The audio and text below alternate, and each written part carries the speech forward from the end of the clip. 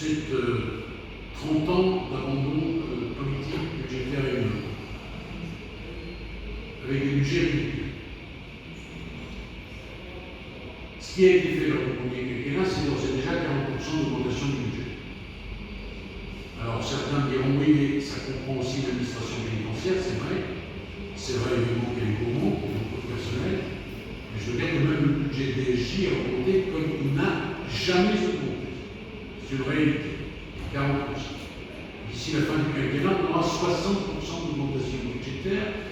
Pour vous donner encore quelques chiffres, c'est 7,5 milliards d'euros supplémentaires, je dis bien supplémentaires, qui seront investis d'ici 2027. Avec ça, mesdames et messieurs, on fait quoi? Avec ça, on embauche 1500 magistrats de plus, 1500 greffiers de plus, des contractuels, j'y reviendrai dans un instant, et naturellement, il faut le temps, je m'adresse aux parlementaires, ils en ont marre parce que depuis qu'ils me suivent, depuis hier, je leur redis à quel point il est impérieux qu'ils soient derrière le ministère de la Justice pour voter les textes. Avec cet argent-là, on améliore évidemment les conditions de travail qui sont les nôtres.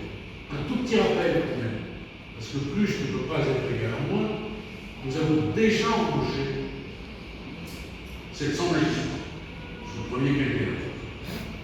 À titre de comparaison, sous le quinquennat de François Hollande, c'est une petite centaine de magistrats.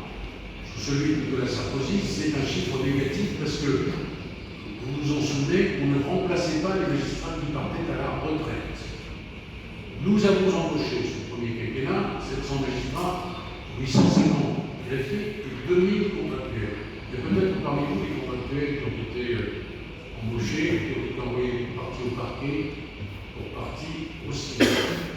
Je veux dire que grâce à l'action conjuguée des magistrats, des greffiers et des contractuels, on a pour la première fois dans ce pays baissé de façon historique le stock de dossiers en attente. Et les chiffres qui sont les vôtres ici à Basse-Terre, comme d'ailleurs à Pointe-à-Pitre, sont des chiffres qui sont supérieurs à la moyenne nationale.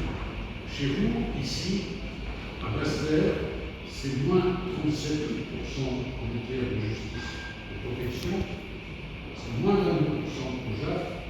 Ça veut dire en réalité que ce déstockage, il permet bien sûr d'aller plus vite et de traiter plus rapidement les dossiers qui arrivent. Deux petits mots encore sur ce que l'on veut mettre en place. Les contractuels, je veux les CDIser. Ils vont s'appeler attachés de justice. Ils vont recevoir une formation à l'ENM. Ils vont prêter serment.